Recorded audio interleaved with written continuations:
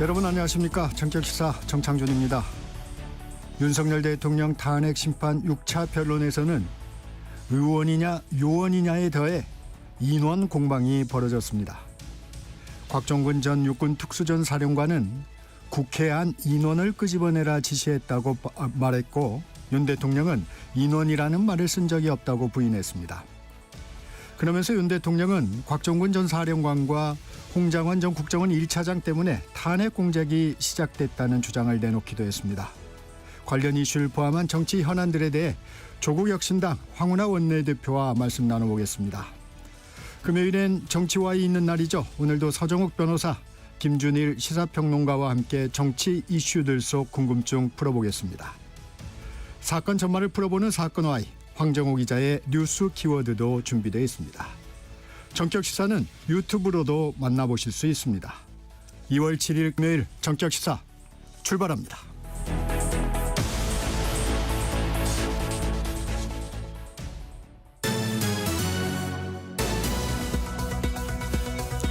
뉴스브리핑 시작합니다. 세계일보 이현미 기자 함께합니다. 안녕하세요. 안녕하세요.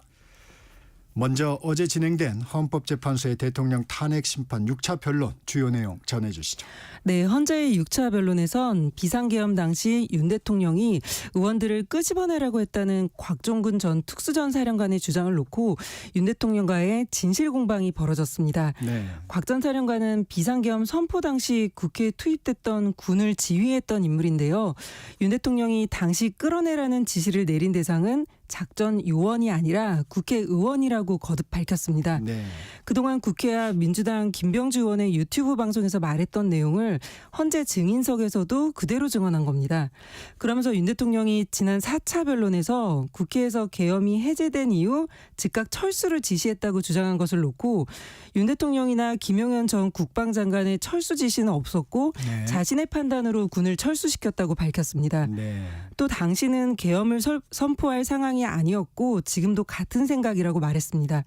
이에 윤 대통령은 전화를 했던 사실은 인정하면서도 우리 사령관은 어디 있느냐며 위치를 묻고는 수고하라고 하고 전화를 바로 끊었다. 끌어내라는 말을 한 적이 없다고 반박했습니다. 앞서도 언급했지만 용어를 둘러싼 논란도 있었다고요? 네, 검찰이 작성한 윤 대통령 공소장을 보면 윤 대통령이 비아폰으로 전화를 해선 아직 국회 내 의결 정족수가 안 채워진 것 같으니 의사당 안에 있는 사람들을 빨리 데리고 나오라고 지시했다고 적혀 있는데요. 곽 전 사령관은 헌재 재판에서 이 사람이란 표현이 의미하는 대상은 국회의원이 맞다고 밝혔습니다. 당시 국회 본관 안에는 특전사 작전 요원이 없었기 때문에 네. 국회의원이라고 이해했던 건데요.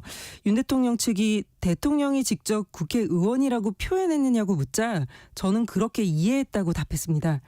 사람에서 의원으로 표현이 바뀌고 자신이 그렇게 말을 받아들였다는 식의 애매한 답변이 나오자 정형식 헌법재판관이 직접 곽 전 사령관을 신문했고요. 그러자 곽 전 사령관은 당시 윤 대통령이 인원이라고 의원이 아니라 인원이라고 표현했다고 말을 수정했습니다. 네. 윤 대통령은 당시에 전화를 한 건 현장 안전 문제를 확인하려고 했던 거지 의원이나 인원 같은 말은 하지 않았다고 했고요. 그러면서 홍장원 전 국정원 1차장과 곽 전 사령관이 탄핵 공작을 하고 있다고 주장했습니다. 네. 윤 대통령 측이 이렇게 곽 전 사령관의 표현을 문제 삼으며 신뢰의 의문을 제기했지만 곽 전 사령관은 입장을 바꾸지 않았습니다. 네. 국회 내란혐의 국정조사 특위 청문회도 열렸는데 최상목 대통령 권한대행이 처음으로 출석했죠? 네, 어제 열린 국회 청문회에는 전현직 대통령 권한대행이 모두 출석했습니다. 네. 최상목 대행은 계엄 당일 국가 비상입법기구 관련 예산을 편성하라는 지시가 적혀 있었던 것으로 알려진 쪽지와 관련해 당시 상황을 구체적으로 증언했습니다. 최 대행은 윤 대통령이 국무회의에서 제 얼굴을 보시더니 저한테 참고하라는 식으로 해서 옆에 누군가가 저한테 자료를 줬는데 접힌 상태의 쪽지였다고 말했습니다. 이후 그 쪽지를 바로 옆에 있던 기재부 차관보에게 맡겼고 회의를 주재하느라 쪽지 내용을 확인하지 못하다가 다음날 새벽 1시 50분쯤 기재부 차관보가 쪽지를 상기시켜줘서 그때 첫 문장만 봤다고 말했습니다. 네. 그러면서 딱 보니까 계엄과 관련한 문건으로 보여 덮어놓자 무시하자고 하고 보지 않았다고 주장했습니다. 야당 의원들이 진짜로 안 받느냐고 따지자 당시 그 당시 상황이 저한테는 초현실적이었다고 답했습니다. 네. 반면 윤 대통령은 지난 3차 변론에서 쪽지를 준 적이 없다. 나중에 계엄을 해제한 뒤에 한참 있다가 언론을 통해 이런 메모가 나왔다는 걸 기사에서 봤다고 주장했습니다. 네. 윤 대통령과 최 대행의 말도 엇갈리고 있는 겁니다. 한덕수 총리도 국무위원 일부가 계엄에 찬성했다는 김용현 전 국방장관의 진술과 달리 찬성은 한 명도 없었다. 국무위원 전부 반대하고 걱정하고 문제 제기했다고 말했습니다. 트럼프 대통령 연일 그 논란이 나오고 있습니다. 트럼프 대통령이 그 가자지구 장악 발언 미국에서 큰 논란을 일으키고 있다고요? 네, 이스라엘과 하마스가 싸우다 휴전에 합의한 가자 지구에 대해 이 지역을 장악하겠다고 말한 트럼프 대통령의 발언 후폭풍이 지금 거세게 일고 있습니다. 네. 트럼프 대통령은 최근 이스라엘 총리와의 회담을 마치고 두 정상이 함께 참석한 기자회견에서 가자 지구의 팔레스타인 주민을 다른 지역에 재정착시켜야 한다며 미국이 가자 지구를 장악할 것이라고 말했습니다. 네. 이 발언을 놓고 강제 이주는 인종 청소라는 논란과 함께 이스라엘과 팔레스타인의 공존을 추구하는 미국의 중동 정책인 두 국가의 법을 뿌리째 흔드는 발언이란 비판이 나왔습니다. 아랍권의 맹주인 사우디아라비아가 무조건 반대한다는 성명을 냈고 유엔 사무총장도 어떠한 형태의 인종 청소도 피해야 한다고 말했습니다. 네.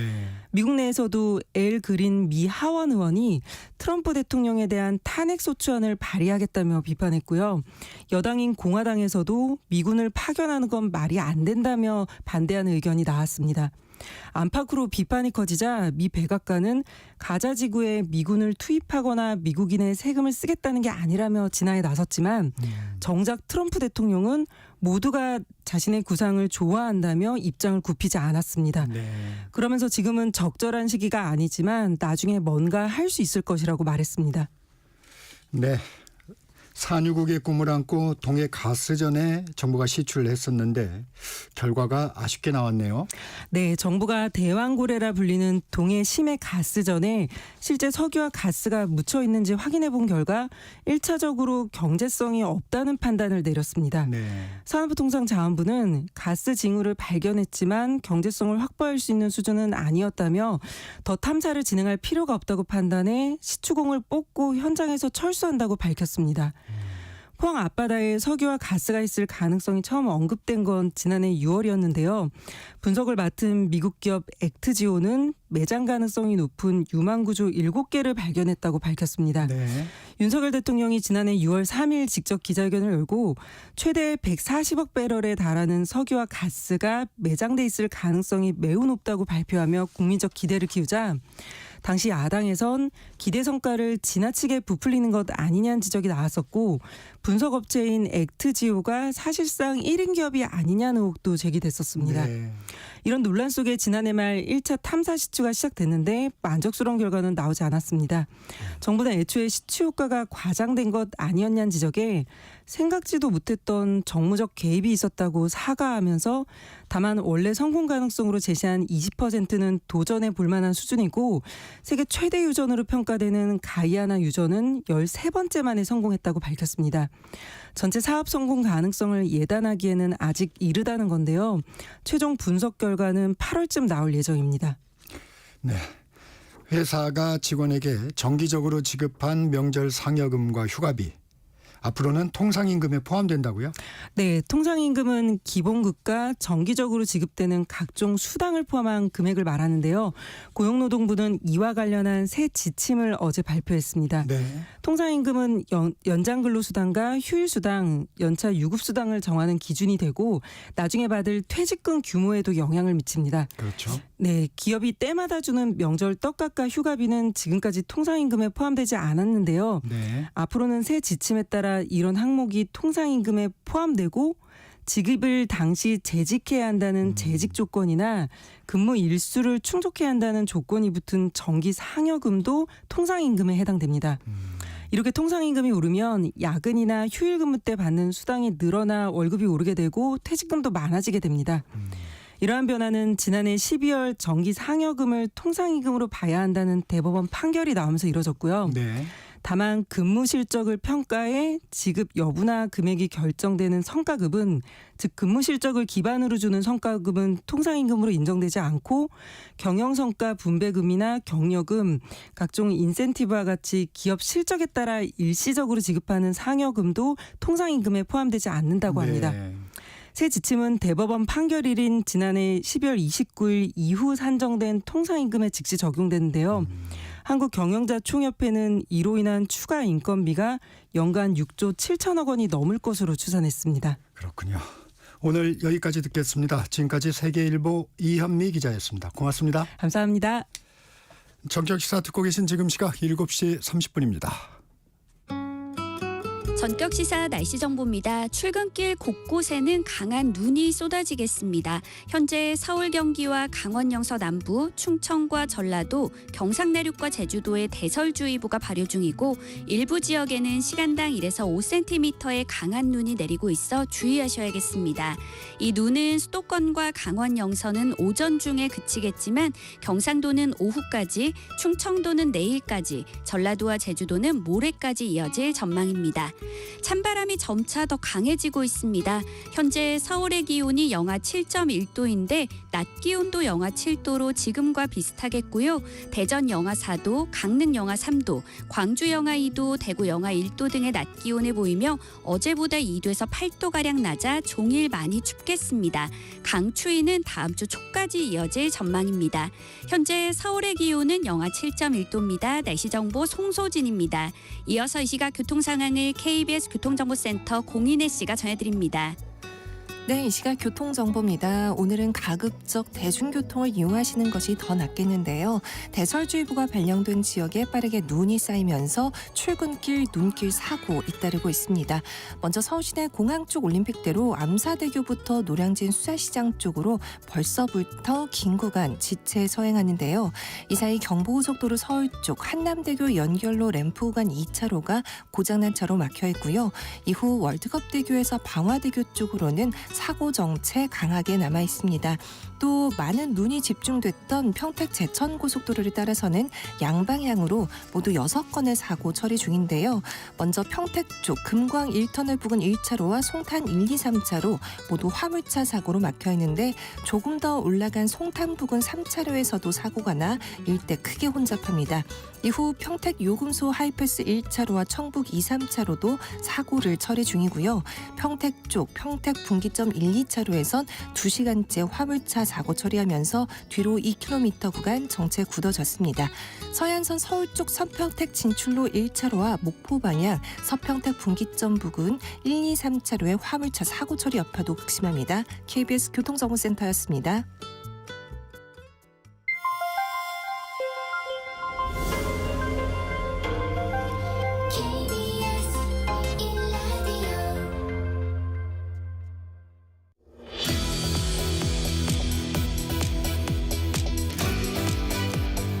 정격 인터뷰 조국혁신당 원내대표 황운하 의원 나와 있습니다. 의원님 안녕하세요. 안녕하세요.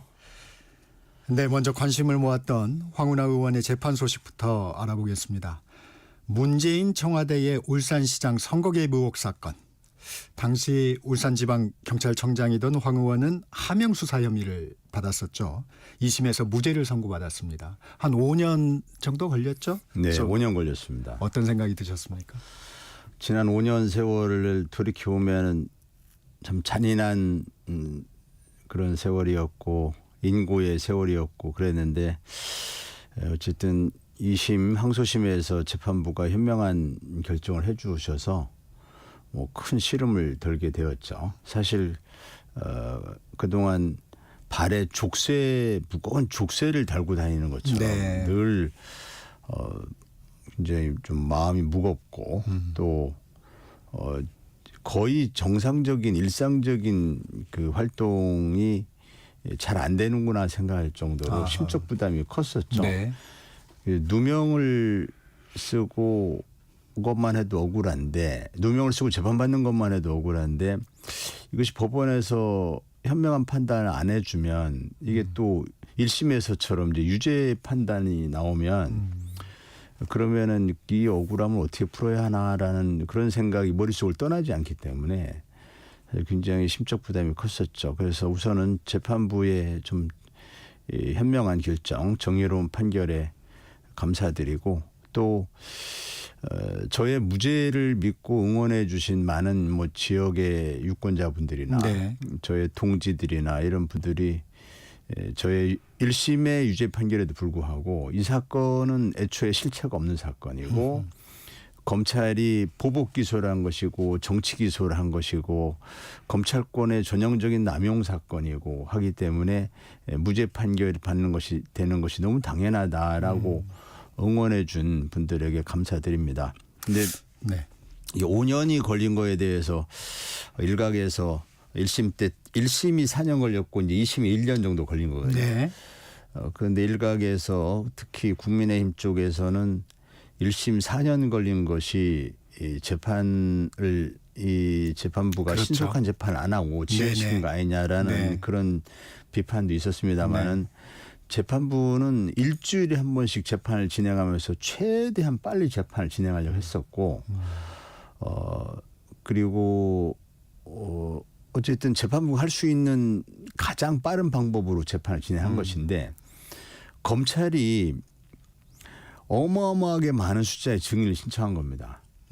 검찰 증인 신청이 많았다. 예, 그것은 이제 증거가 명백하지 않다 보니까 어떻게 하든지 증인심을 통해서 검찰이 짜놓은 프레임대로 어떻게 재판부로 하여금 유죄의 심증을 형성하게 해볼까라는 그런 생각을 하다 보니까 굉장히 많은 증인들을 신청하게 돼서 그래서 지연된 것이었고 맨 처음에 한 1년 정도는 재판이 겉돌았습니다. 진행이 안 되는데 그 이유도 역시 검찰인데 검찰이 준비가 안 된 상태에서 기소를 해버린 겁니다. 네. 그러니까 이 재판이 진행되려면은 검찰이 이제 수사 서류 등을 피고인에게 제공을 해 주어야 변호인이 그걸 가지고 이제 재판 준비를 하게 되는데 준비가 안 됐다면서 이제 제공을 안 하는 겁니다. 그러니까 재판이 겉돌았죠. 진행이 안 돼서 그 재판이 지연된 것은 검찰이 준비가 안 된 상태에서 기소를 했고 그다음에 굉장히 많은 증인을 신청을 해서 증거 없는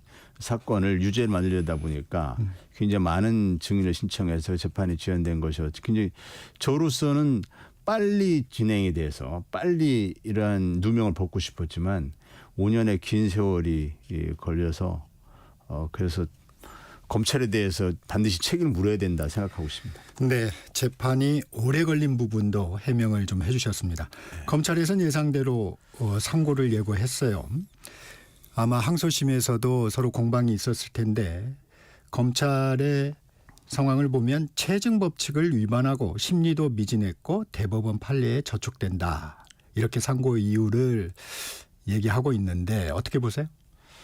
검찰은 상고를 할 게 아니라 반성하고 또 내부적으로는 감찰 조사를 통해서 책임을 물어야 되고 그리고 국민들에게 정말 석고대죄를 해야죠. 이 사건 수사 과정에서 2명이나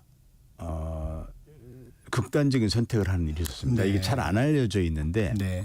한 명은 그 청와대 행정관 즉 그 검찰 수사관 출신이었던 청와대 행정관이 검찰 수사를 받다가 극단적 선택을 했고 또 한 명은 노동자가 역시 검찰 수사를 받다가 그 사람은 검찰 수사의 피해자로서 그러니까 본인이 수사 대상이 된 것이 아니라 검찰의 고발 사주에 의해서 이걸 고발해라. 그래서 그거에 대한 심적 압박을 못 견디고 자살했거든요. 아, 관련 인물은 아닌데. 아니 관련 인물이 이 사건의 관련 인물. 예. 이 사건의 관련 인물이죠. 그러니까 이 사건을 검찰이 이 사건은 경찰이 김기현이라는 당시 울산시장의 대형 토착 비리 건설업자로부터 30억을 받고 인허가의 특혜를 제공한다는 그런 건설업자의 고발에서 시작된 사건이었거든요. 그런데 이 사건을 가지고 당시 국민의힘의 이름이 지금 국민의힘 이름이 그 당시 자유한국당이었는데 자유한국당 측에서 선거를 앞두고 수사를 진행하니까 그러지 않아도 그때가 탄핵 이후 박근혜 대통령 탄핵 이후의 시점이기 네, 때문에 네. 그쪽 정당이 굉장히 불리한 상황이었거든요. 그러다 보니까 울고 싶은데 뺨 때렸던 격이다 이러면서 네. 김기현 시장 수사하는 거에 대해서 그 정치적인 공세의 일환으로 이제 저를 고발해 놓은 겁니다. 근데 아무 고발할 내용이 없고 수사가 진행될 게 없는데 검찰이 이걸 가지고 네. 사건을 만든 거죠. 만든 그 배경은 고래고기 사건이 또 있습니다. 고래고기 사건. 내용들은 이제 조금 저희가 이미 알고 있으니까. 네, 네. 그래서 그 고래고기 사건에 대한 보복에서 이게 시작된 거거든요. 그러다가 나중에는 검찰 개혁을 이게 무산시키려고 하는 윤석열 당시 검찰총장, 윤석열 검찰총장이 그 당시 이성윤 중앙지검장이 이거 기소하면 안 된다. 황운하라는 특히 조사도 한번 안 해보고 기소를 결정을 했기 때문에 조사도 한번 안 해보고 기소하는 게 어딨냐 하면서 반대했는데도 불구하고 윤석열 총장이 내가 책임진다면서 기소를 명령한 사건이었거든요. 그래서 전형적인 보복 기소, 전형적인 정치 기소인 사건입니다. 이에 대해서 검찰은 정말 석고대죄하고 그다음에 물론 이제 아직 대법원 확정 판결이 네. 나기 전입니다만은 네. 이에 대해서 대법원 확정 판결 이후에 저는 검찰에 대해서 응분의 책임을 물을 겁니다. 그리고 마땅히 책임을 져야 합니다. 네. 그런 검찰이 무슨 물론 기계적으로 상고를 해왔지만 상고 운운하는 것은 좀 뻔뻔한 일이죠. 네. 2심은 무죄가 나왔지만 말씀하신 대로 대법원 확정 판결이 아직 남아있는 상황입니다. 네. 조국 혁신당 출범부터 하여튼 검찰 개혁을 좀 내세웠습니다. 지금은 좀 어떻게 진행이 되고 있나요?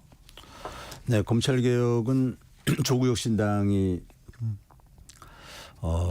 이제 지난 총선 때 국민들에게 네. 제시한 약속이고 네. 또 조국 혁신당이 이제 창당 당시 목표로 내세웠던 그런 큰 과제, 양대 과제 중에 하나입니다. 하나가 검찰 개혁이고 하나가 사회권 선진국이었는데요.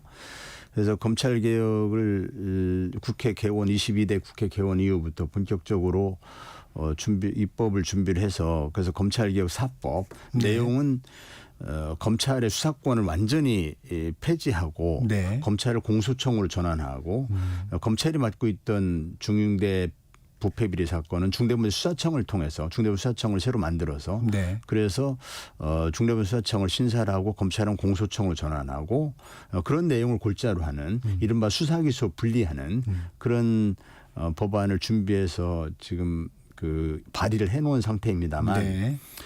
현실적으로 이제 민주당이 이 부분을 입법 추진을 해야 입법이 가능한데 네. 민주당도 이 22대 국회 초기에 굉장히 강도 높게 네. 또 그 아주 뭐 신속하게 이 검찰개혁 법안을 만들겠다고 TF도 구상하고 했는데 네.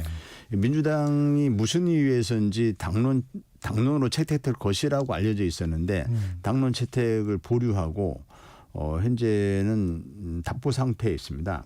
네, 그래서 검찰개혁법이 법사위에 계류된 상태로 있는데 저는 이 검찰개혁법이 이번 울산 사건도 그렇지만 네. 잘못된 검찰제도가 근본적 원인이거든요. 수사기소가 분리가 안 된 것이 근본적 원인이 되거든요. 김기현 의원도 이 수사기소 분리 안 된 것 때문에 사실은 단죄받아야 될 사람이 김기현 의원인데 지금 피해자 코스프레 해가면서 본인이 마치 피해자인 것처럼 이렇게 하고 있거든요. 그래서 이런 모든 원인이 다 수사기소 분리가 안 된 탓이기 때문에 이렇게 수사기소 분리 법안이 빠른 시간 내에 국회를 통과해야만이 이러한 억울한 피해자들이 이제 뭐 더 이상 나오지 않도록 되는 것이고 그래서 이 검찰개혁법이 조기 대선이 이루어진다면 조기 대선 전에 왜냐하면 대통령이 새로 취임을 누군가 하게 되면 그러니까 대통령 취임 후에 곧바로 검찰 개혁을 추진하기 여러 가지 부담이 따르거든요. 네. 산적한 뭐 민생 현안, 경제 현안 등이 있기 때문에 그래서 이번 대선 전에 조기 대선이 있다면 조기 대선 전에 검찰 개혁 입법이 마무리돼야 한다. 네, 그렇게 생각하고 있고 민주당과 조국 혁신당이 뭐 뿐 아니라 다른 야당이나 다른 시민사회단체까지 포함해서 민주 진보 진영의 연합 세력을 만들어서 이번 네. 대선을 네. 조기 대선이 있다면 그러면은 이른바 내란 세력 대 민주 진보 연합 세력 또는 민주 헌정 수호 세력으로 구도를 형성해서 연합군을 이쪽을 형성을 해야 하는데 이때 연합군이 형성되려면 명분이 있어야 되는데 조국혁신당이 내세우는 가장 첫 번째 명분이 검찰개혁 입법입니다. 네. 네. 그러한 정책 연합을 통해서 이제 하나의 연합 세력을 구축할 수 있겠다. 이렇게 생각하고 있습니다. 네. 아직은 민주당이 좀 적극적이지 않은 부분이군요. 지금 말씀 나온 김에 조국 혁신당에서는 야권의 내란 종식과 헌법 수호를 위한 원택 회의를 좀 제안을 했어요. 민주당은 수용을 했는데 다른 야당도 또 함께하는 야당이 있습니까? 현재 실무 회의가 진행 중에 있는데요. 네.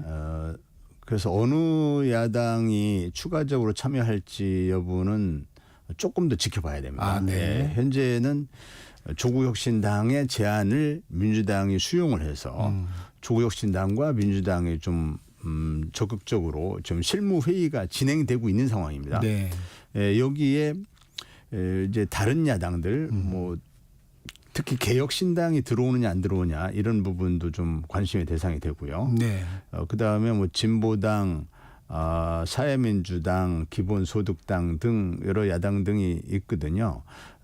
그런 정당들이 이제 참여하느냐 여부가 아직 최종 결정되지 않았고 그다음에 이제 그렇게 정당들이 참여한 이후에는 또 시민사회도 참여해야 되거든요. 네. 애초에 원탁회의 취지는 정당 플러스 시민사회에서 민주 진보 진영의 연합 세력이거든요. 아, 정당만이 아니군요. 예. 그래서 그런 데까지 참여하는 그러한 그 민주 헌정 수호 세력 연합파 다수파를 만들려는 그런 취지이기 때문에 이제 다 그렇지만은 뭐 조기 대선이 있다면은 이게 일정이 좀 빠르게 진행이 돼야 됩니다. 네. 예, 그래서 뭐 정책 연합도 해야 되고 그 다음에 이제 후보 문제도 또 논의를 해야 되고 하기 때문에 바쁘거든요. 아, 이게 조기 대선 상황이 오면은 야권 후보 단일화 이런 부분까지도 논의가 될 수 있다는 원탁 거죠. 테이블에 당연히 그걸 염두에 두지 않겠습니까? 민주당이 네. 참여한 것은 그걸 염두에 두고는 것이죠. 그래서 그렇게 되려면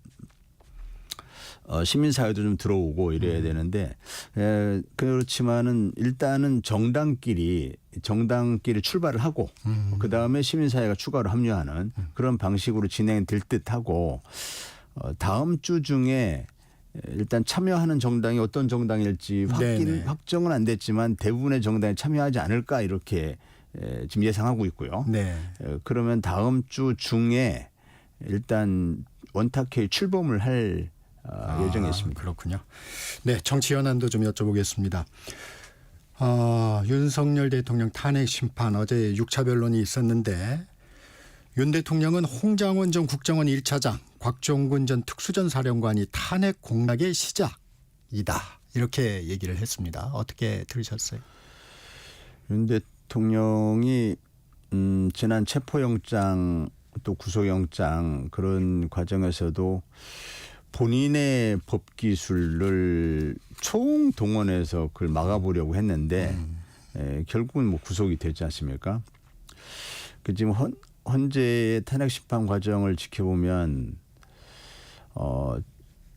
이제 검찰 또는 뭐 경찰 등 수사기관에서 많이 이제 좀 회자되는 얘기가 1도 2부란 얘기가 있거든요. 뭔 사건이 적발이 되면 뭐 사건이 터지면 첫 번째는 도망가라. 두 번째는 도망가다 잡히면 부인해라. 그런 불문율 또는 그런 얘기가 있는데 윤 대통령이 전형적인 그 정도의 자범 수준의 행보를 보이고 있어 매우 실망스럽습니다. 지난번에도 체포영장, 구속영장 때도 뭐 여러 가지 그 어떤 네네. 궤변을 늘어놓으면서 부당하다 했지만은 결국 영장이 발부되었고 집행이 되었지 않습니까? 이번 헌재 심판 과정에서도 윤 대통령에게 가장 충성스러운 사람들이었기 때문에 군의 고위 장성까지 승진할 수 있었겠죠. 네. 그것도 아주 그 중요한 부대의 책임자를 맡은 사람들이고 네. 또 국정원의 그 차장을 맡은 사람이었고 네. 이런 사람들이 그 대부분 이 홍장원이나 뭐 곽종근이나 이런 분들의 얘기들이 내란 직후 초기에 나왔던 이야기거든요. 네.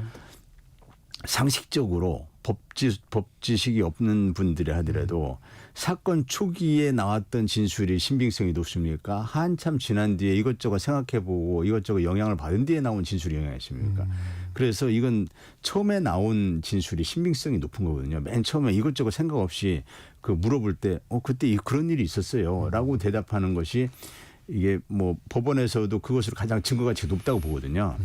그래서 홍장원이나 곽종근이나 또는 이진우나 이런 사람들이 이제 핵심 증인들인데 이 사람들이 초기에 사건 초기에 진술했던 내용들 이 진술이 사실이라 봐야죠. 이것을 윤 대통령이 거짓과 궤변으로 부인하려고 하지만 대통령답지 못한 것이고 검찰총장을 역임한 대통령답지 못한 것이죠. 그래서 좀 본인이 인정할 걸 인정하고 예컨대 정치적인 목적으로 자신의 계엄이 정당했다라고 네. 주장을 할 수는 있어요. 네. 예, 그러나 뻔한 사실관계를 부인하는 것은 너무 좀 뭐 자범 수준으로 스스로를 떨어뜨리는 일이다. 네, 황 의원님. 그 이진우 전 수방사령관 네. 그리고 어제도 이제 김현태 특수전사령부 707 특임단장 이런 분들은 초기에 발언하고 이 탄핵 심판에 나와서 발언하고 지금 엇갈리고 있어요. 이런 부분은 좀 어떻게 보세요? 그러니까 아까 말씀드렸던 것처럼 종종 있습니다. 그 네. 초기에 했던 발언, 법원에서도 초기의 증언과 나중에 증언이 달라지는 경우가 있습니다. 같은 증인이. 네. 그런 경우 법원은 대체로 초기의 증언의 신빙성이 높다라고 보고 있는 것이죠. 네. 즉 오염되기 전의 증언. 이 지금의 증언은 오염이 됐다고 보는 것이죠. 즉 이제 생각보다는 그 탄핵에 대한 반대 여론도 있는 것 같고 또 윤 대통령에 대한 지지 여론도 있는 것 같고 뭐 국민의힘 지지율도 높아지는 것 같고 이러면서 이게 이제 오염될 수 있는 겁니다. 그래서 그렇게 오염됐다고 보시는군요. 보고 있습니다. 네, 내란 혐의 국정조사 특위 얘기도 좀 해보겠습니다. 한덕수 총리가 이런 얘기를 했어요. 헌법재판소가 국민이 납득할 수 있는 판결을 하지 않을 경우에 국민적 분열, 의견의 분열에 대해서 큰 걱정을 하고 있다. 헌재의 판결은 공정해야 하고 절차적 정당성과 상식이 맞아야 한다. 이게 좀 원론적인 입장으로만 받아들이기는 좀 어려워 보이는데 어떻습니까? 글쎄요.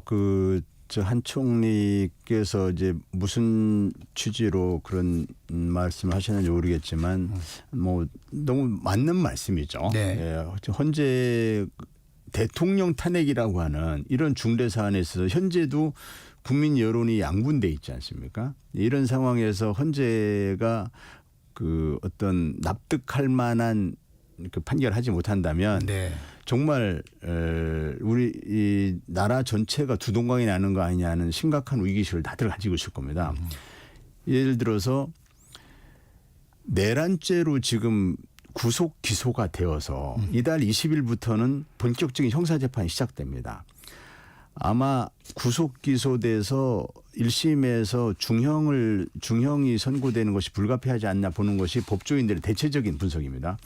그런 상황에서 그런 상태에 있는 대통령이 직무로 복귀를 하는 걸 상상을 해보면 이게 너무 비현실적인 겁니다. 네. 예, 그래서 그런 거에 대해서 한 총리께서 헌재의 판단에 대해서 어떤 판결이 바람직하다라고 얘기할 수는 없지 않습니까? 네. 그래서 속마음을 알 수는 없죠. 네. 예, 그런데 제가 짐작해 보건대 윤 대통령 헌재 탄핵 여부 판결이라는 것은 결국 바꿔서 얘기하면은 윤 대통령이 직무에 복귀하느냐 아니냐잖아요. 네. 그 직무에 복귀한다는 걸 상상해 보면은 그렇게 됐을 경우에 네. 이 나라에 거의 뭐 내전 수준의 상황이 발생하지 않을까라는 우려를 말씀하신 걸로 저는 그렇게 이해합니다. 이 시간이 한 30초 정도 남았는데 짧게 답변을 해 주시면 최상목 대행에 대해서는 탄핵을 추진하자는 입장이세요? 네. 어떤 최상목 이유입니까? 대행은 뭐 여러 가지 탄핵 사유가 있는데 네. 지금 뭐 근데 헌법재판관 임명 안 한 거, 내란 특검법 거부한 거, 거기다가 최근에는 이 경찰 고위직 인사를 하면서 완전히 그 내란 방조로 의심받고 있는 사람들을 네, 마무리 그냥 해주셔야 될것 승진시켰거든요. 같고요. 네, 네. 그래서 최상목 대행은 더 이상 그 뭐 권한 대행으로서 직무를 수행할 수 없다라고 보고 즉각 탄핵해야 된다는 게 조계신의 입장입니다. 네, 오늘은 여기까지 듣겠습니다. 준비한 질문이 많았는데 얘기가 좀 길어졌습니다. 지금까지 조국혁신당 원내대표 황운하 의원이었습니다. 고맙습니다. 네, 수고하셨습니다. 정책시사 1부 여기서 마칩니다. 전하는 말씀 듣고 2부로 이어집니다.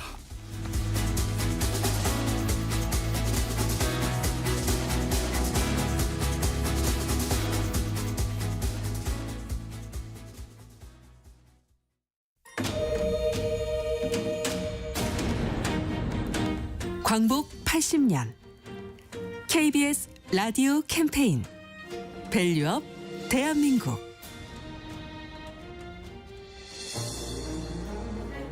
안녕하세요. 책 읽는 사회 문화재단의 안찬수입니다. 올해가 강복 80년입니다. 강복을 했다고 하는 것은 우리 말과 글을 되찾았다, 이렇게 생각합니다.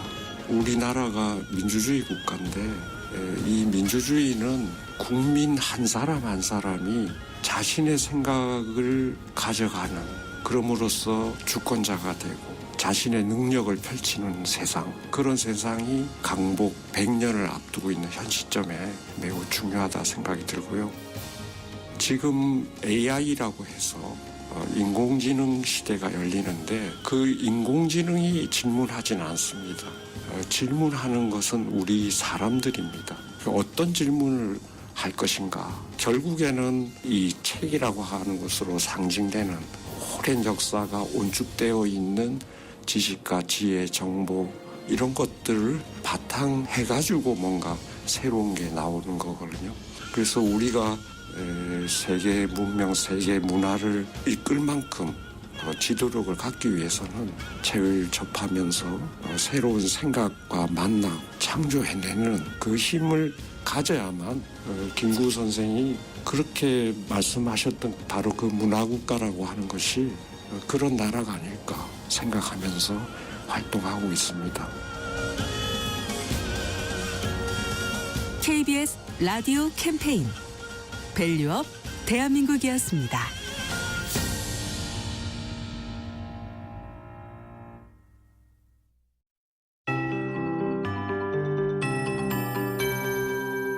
KBS 58분 날씨. 눈과 함께 찬바람이 강하게 불고 있습니다. 곳곳에는 시간당 1에서 5cm의 많은 눈이 쏟아지고 있고요. 눈이 약하게 오는 곳도 기온이 낮아서 그대로 쌓이고 있으니까요. 출근길 교통안전에 각별히 유의하시기 바랍니다. 현재 서울 경기와 강원 영서 남부, 충청과 전라도, 경상 내륙과 제주도에는 대설주의보가 발효 중입니다. 앞으로 수도권과 강원 내륙과 산지에는 3에서 많게는 10cm 이상, 경상도는 1에서 8cm, 충청도는 5에서 곳에 따라 15cm 이상, 전라도와 제주도에는 5에서 많은 곳은 25cm가 넘는 눈이 더 내릴 전망이고요. 이 눈은 수도권과 강원 영서는 오전 중에 그치겠지만 경상도는 오후까지, 충청도는 내일까지, 전라도와 제주도는 모레까지 이어질 것으로 예상됩니다. 오늘 종일 매우 춥겠습니다. 현재 서울의 기온이 영하 7.3도인데 한낮 기온이 영하 7도로 지금 기온과 비슷하겠고요. 대전 영하 4도, 강릉 영하 3도, 광주 영하 2도, 대구 영하 1도 등에 머물며 어제보다 2도에서 8도 정도 낮겠습니다. 내일 아침에는 다시 서울이 영하 11도, 부산 영하 8도까지 떨어지겠고 강추위는 다음 주 초까지 이어질 전망입니다. 현재 서울의 기온은 영하 7.3도입니다. 송소진입니다.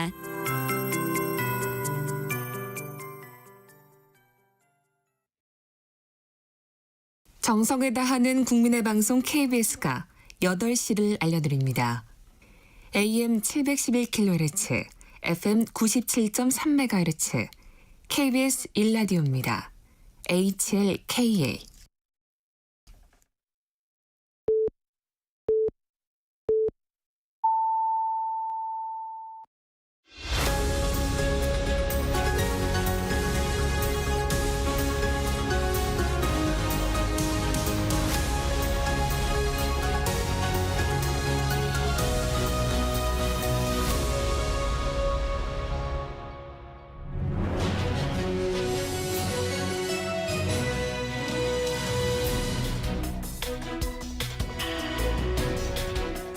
한 주간의 정치 이슈 속 궁금증을 풀어보는 시간입니다. 정치와이 오늘도 왜라는 질문 해보겠습니다. 서정욱 변호사, 김준일 시사평론가와 함께합니다. 안녕하세요. 예, 안녕하세요. 네, 어제 윤석열 대통령 탄핵 심판 6차 변론이 있었습니다. 곽종근 전 특수전 사령관이 관심이었는데 아마 주시해서 보셨을 텐데 진위 공방 어떻게 보셨습니까? 네. 이제 거짓말이 10초도 안 가는구나.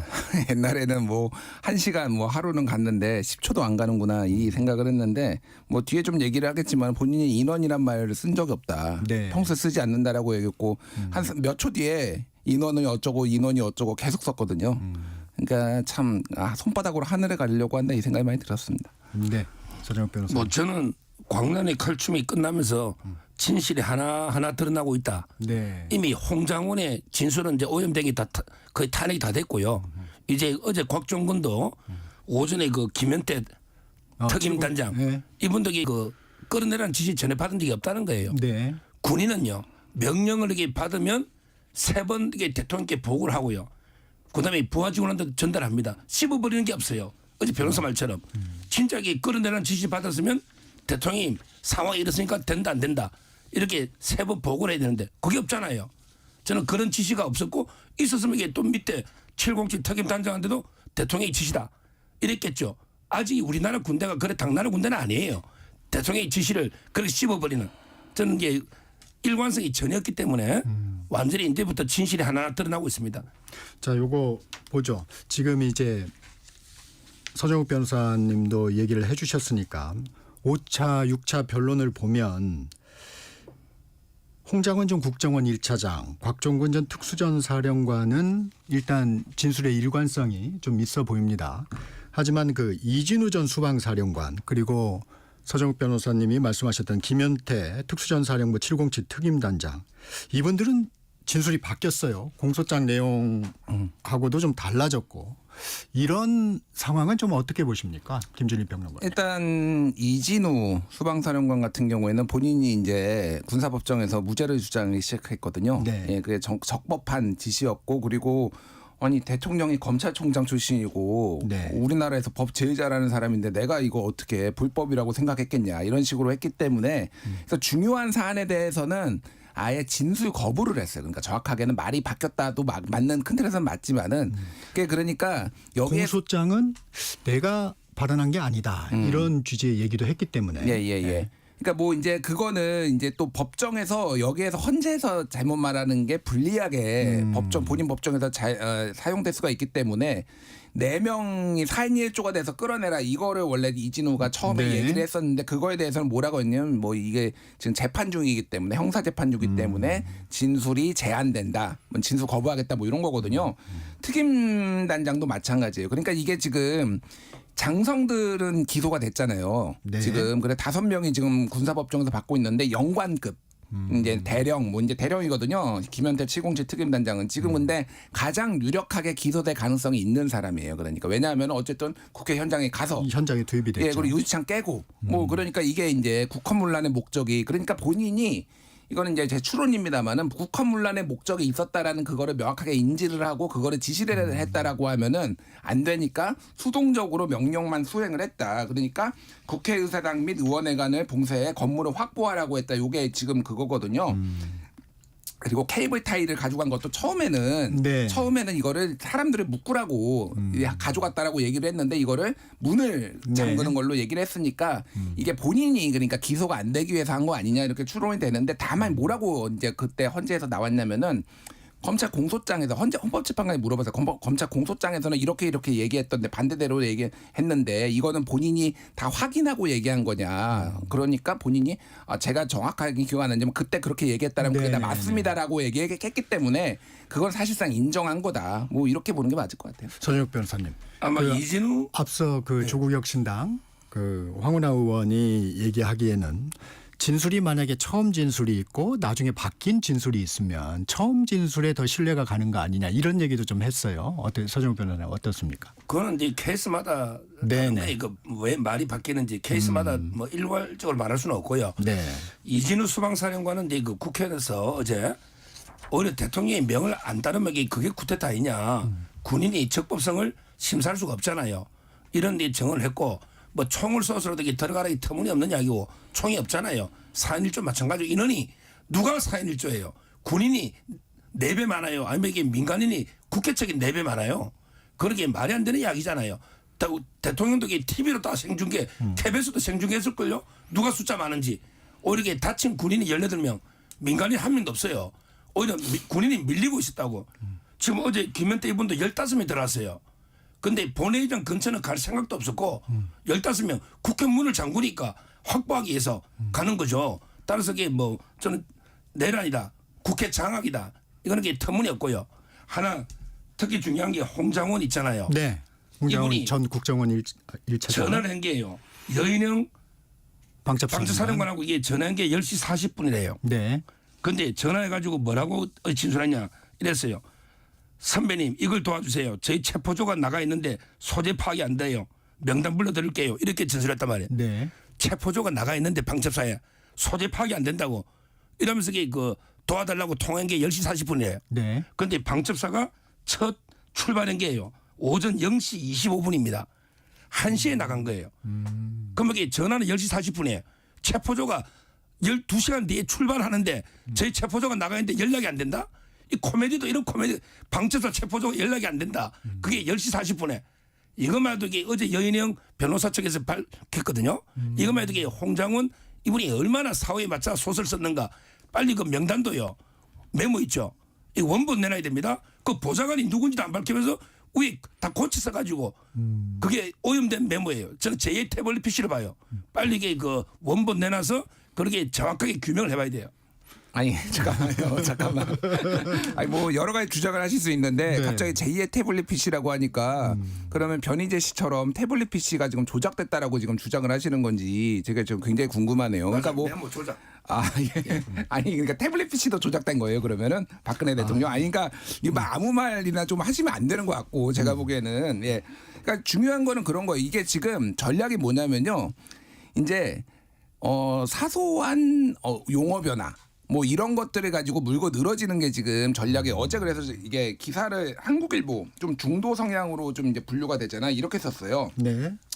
윤 대통령 측은 대통령에게 불리한 짓으로 하는 곽 전 사령관의 발언의 신빙성을 떨어뜨리기 위해 곽 사령관의 사소한 진술 변화에 초점을 맞춰 공격했다. 그러니까 이게 지금 대체적으로 다 그렇거든요. 그러니까 큰 틀에서의 본질을 보지 않고 이게 인원이냐 뭐 의원이냐 뭐 이런 거를 가지고 그러니까 왜 거기에 보냈냐고요. 그러니까 이거 근데 이제 이게 신뢰성이 없는 얘기라고 있다. 말이 바뀌고 있다라는 건데 사람의 기억이라는 게 원래 이게 완벽하지가 않잖아요. 그리고 막 엄청나게 많은 정보가 들어왔을 때는 이게 용어가 바뀔 수도 있고 뭐 그런 거죠. 그래서 그날 뭐 홍장원 얘기를 했으니까 어제 홍장원 아니지만 그 이틀 전 사흘 전에 홍장원이 1차장에 나왔을 때도 네. 정영식 재판관이 그거 했잖아요. 그러니까 검거 지원이냐 검거냐. 그러니까 그 얘기를 해요. 아니 이게 공문이 아니지 않습니까? 검거라고 할 수도 있는 거고 검거 지원이라고 할 수 있는 거고 검이라고 할 수도 있습니다. 심지어는 뭐 그러니까 특전사라면 특이라고 쓰는 거고 수방사라고 하면 수라고 쓰고 뭐 이런 게 지금 메모에서 다 나오잖아요. 근데 이게 뭐 신빙성이 없다. 뭐 이게 아니다. 이런 식으로 이제 공격하는 게 지금 윤석열 측 그리고 서정욱 변호사의 지금 방식이다. 네. 윤석열 대통령 5차 변론에서 한 말이 많이 화제가 됐습니다. 그동안에 이제 경고성 계엄이었다는 기존 주장 되풀이하듯이 실제 아무 일도 일어나지 않았는데 지시했느니 지시받았느니 한다며 호수위에 빠진 달 그림자 같은 것을 쫓아가는 느낌이다. 이렇게 얘기를 했어요. 김준일 평론가님 어떻게 네. 들으셨어요? 저는 이게 이 발언을 보면서 그 이진복 정무수석이 당대표 선거할 때 반철수 의원한테 아무 말도 하지 않으면 아무 일도 일어나지 않는다. 이게 딱 생각이 나더라고요. 네. 실제 아무 일도 일어나지 않았다. 근데 실제 아무 일도 일어나지 않았으려면요. 아무런 행동을 안 했어야죠. 그러니까 계엄을 했잖아요. 그러니까 진짜 아무 일도 일어나지 않은 건가요? 이게 정말로 대통령이 얼마나 이게 상황 인식이 그러니까 뭐 쉽게 얘기를 하면은 2시간 만에 해제가 됐고 체포된 사람 없고 뭐 그런 거 아니냐라는 건데 나라 경제가 박살이 났습니다, 지금. 예, 이것 때문에 지금 이렇게 무책임할 수가 있나요? 한국은행이 작년 11월에요. 우리나라 경제 성장률을 1.9로 했어요. 그때는 이제 트럼프 리스크까지 감안을 한 거잖아요. 네. 최근에 수정했습니다. 1.7에서 1.6으로. 네. 윤석열 계엄 때문에 지금 이게 온전히 지금 나라 경제가 0.3%포인트가 지금 경제 성장률이 떨어졌어요. 이런 일을 해놓고 지금 아무 일도 일어나지 않았다. 그리고 호수 위에 떠 있는 무슨 달 그림자 같은 것을 쫓는다는 네. 건데 윤석열 대통령이 지금 엉뚱한 달 그림자를 본인이 쫓고 있는 거 아닌가요? 그러니까 이게 누구 지금 이 뭐 뭔가 그러니까 허황된 거를 지금 사람들이 얘기하고 있는데 사람들의 진술은 구체적이고 증거는 굉장히 확실해요. 그런데 본인이 엉뚱한 얘기를 하고 모든 거 다 부인을 하면서 달 그림자를 좀 쫓고 있다. 저는 이 생각이 듭니다. 서정욱 변호사님. 지금 예를 들어 그 아무 일도 안 일어났다는 게 뭐냐면 진짜 이게 대통령이 체포를 정식으로 이렇게 지시했다면요. 체포를 성공하고 안 하고 다음이라도 시도하려는 게 체포 시도는 있었을 될 거 아니에요. 대통령이 국군 통수권자가 체포를 해라 이렇게 지시를 했는데 아무도 체포하려고 하는 흔적도 없어. 이재명을 체포하려는 흔적도 없었잖아요. 의원식도 마찬가지. 이러면 이게 나라가 무너지는 거예요. 그러면 이게 군대 해산해야 돼요. 대통령의 지시가 있었다면 없었으니까 아무 일도 없죠. 대통령이 끌어내려고 진지하게 지시했다면 끌어내려고 노력을 했겠죠. 몸싸움 하다든지 막 끌어내려고. 그런데 그 시도도 본 건 아무도 없어요. 그렇게 지시 안 했다는 왜 말로 판단하면 안 되고 이거는 결과로 판단해야 돼. 객관적인. 그럼 사람들도 그래. 아이고 대통령이 항명해가지고 뭐 부적관 지시 안 따른 거 아니냐 군인이. 그런 군인이 어디 있습니까? 그런 지시가 없으니까 안 따르는 거지. 꼭 김현태 제일 간사님 보잖아. 그런 지시가 없으니까 자기는 뭐 지시에도 안 따랐을 거라고는 말하지만 없었다 하잖아요.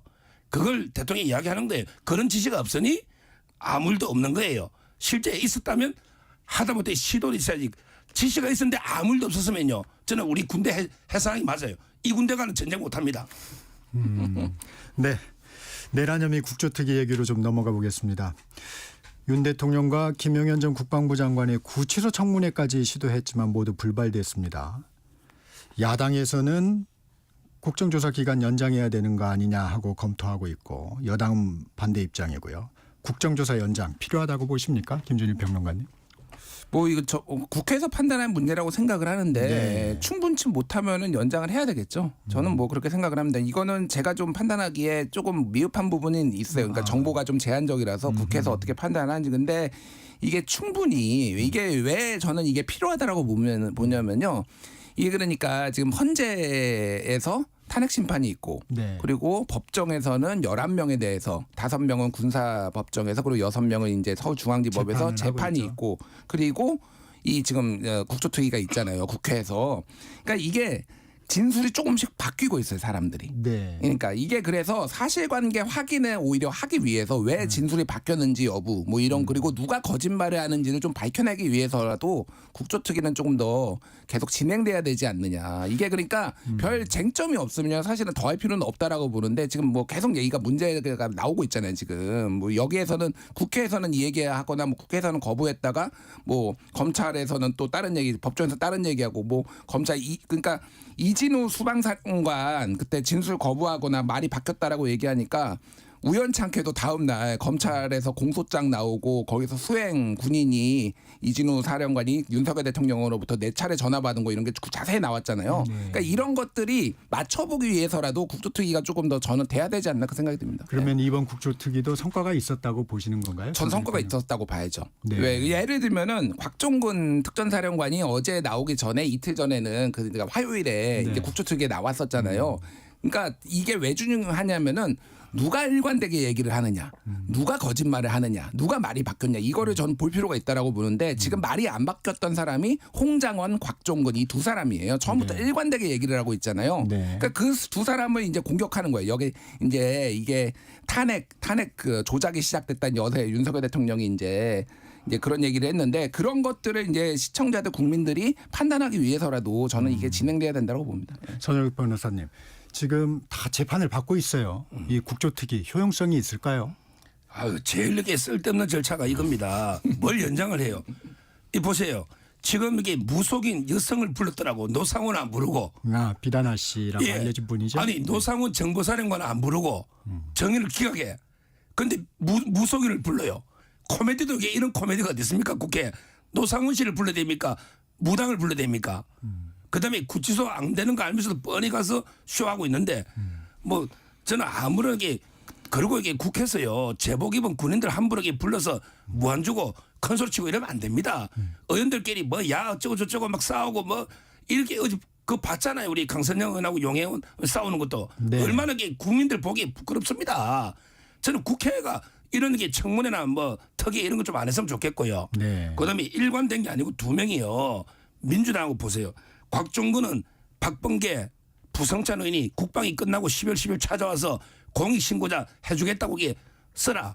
이러면서 이게 어제 김현태 이분이 다 폭로해버렸잖아요. 네, 사진도 뭐 나오고. 예, 네. 사진도. 이게 무슨 짓입니까? 왜 민주당 의원이 접근해서 공익신고를 봐줄 것처럼 이렇게 해유해박을 하느냐 이 말이에요. 이거는 이게 범죄니까 당연히 조사 들어가야 되고요. 그다음에 홍장훈 이분도 마찬가지예요. 박선원이냐 그 김병기부터 국정원 출신들이 많잖아요. 거기에 보면 상당히 그때 국정원장 보고 이재명 대표께 전화해야 됩니다. 이래가지고 이게 해임당한 사람이에요. 이분이 제 말은 이게 민주당과 상당히 유착 의혹이 있는 이 두 명인데 그래도 이게 일관성 있는 것도 아니에요. 홍장훈 제가 말 다 봤더니 처음에 대통령이 직접 한동훈 체포에 이름을 직접 불러줬다 하더라니까 인터뷰 한번 확인해 보세요. 그 다음에는 이게 싹 다 잡아요. 대공수하고 이렇게 이야기하고요. 말이 계속 바뀌어요. 한번 이렇게 확인해 보십시오. 일관된지. 김준일 평론가님 뭐 짧게 반론하시겠습니까? 네, 뭐 시청자들 국민들이 판단할 거고 헌재에서 판단할 겁니다. 이가 일관된지. 그러니까 제가 말씀드렸잖아요. 아주 뭐 이제 지역적인 문제를 가지고 근데 일관되게 얘기를 하는 부분들이 있는 거고 아니 뭐 이제 뭐 국조특위 하다 보면은 여러 가지 잡음도 날 수가 있는 거죠. 근데 그 잡음 때문에 그러면 이거를 할 효용이 없는 거냐라는 거는 저는 동의하기 어렵고 어제 용해인 의원 강선영 의원 같은 거는 정말 해프닝이에요. 그러니까 수방사령관식이나 돼가지고 이거를 스스로 불법인지 판단을 못하냐라고 하니까 왜 식이냐라고 하냐 강선영 의원이 그렇게 그러니까 근데 예전에 김병주 의원한테 육군 대장식이나 돼가지고 당신이 이렇게 또 얘기했던 분이에요. 그러니까 이런 거 가지고 좀 사소한 거 가지고 좀 뭐 시비 걸 필요는 없다. 예. 그 국조특위에 최상목 대통령 권한대행이 처음으로 좀 나왔습니다. 어제 그 마은혁 헌법재판관에 대해서 헌재 결정이 나오면 존중하겠다 이렇게 밝히면서도 헌재 임명 결정이 나오면 즉시 임명하겠냐는 말에는 분명히 답하진 않았어요. 뭐 아까 얘기했다 이 정도로 이제 얘기를 했는데 이 부분은 좀 어떻게 보셨습니까, 서정욱 변호사? 이게 그 변론이 재개된 거는 다행인데요. 네. 우리가 헌법재판이 꼭 선입 선출을 할 필요는 없어요. 그러게 논리적으로 순서는 있어요. 제일 중요한 게 한덕수 대행이 탄핵이 되냐 안 되냐, 200석이냐 151석이냐 이거부터 심판하는 게 간단하죠. 이거는 팩트에 뭐 사실 규명할 필요도 없잖아요. 법리적으로 손들어 보면 되잖아요. 이걸 먼저 해줘야 최상목 대행이 뭐 권한 있는 문제 노잖아요. 저는 가장 급한 게 한덕수 권한쟁이. 그러고 나서 만약에 151석으로 탄핵이 됐다. 그러면 이게 한덕수 대행이 탄핵 사유가 있냐 없냐. 이것도 간단하잖아요. 이것도 내란죄 형법 빼고 내용이 얼마나 간단합니까? 욕을 한 다음에 그러면 이게 최상목 대행이 이제 대통령 권한 대행이냐 아니냐. 이게 순서가 맞잖아요.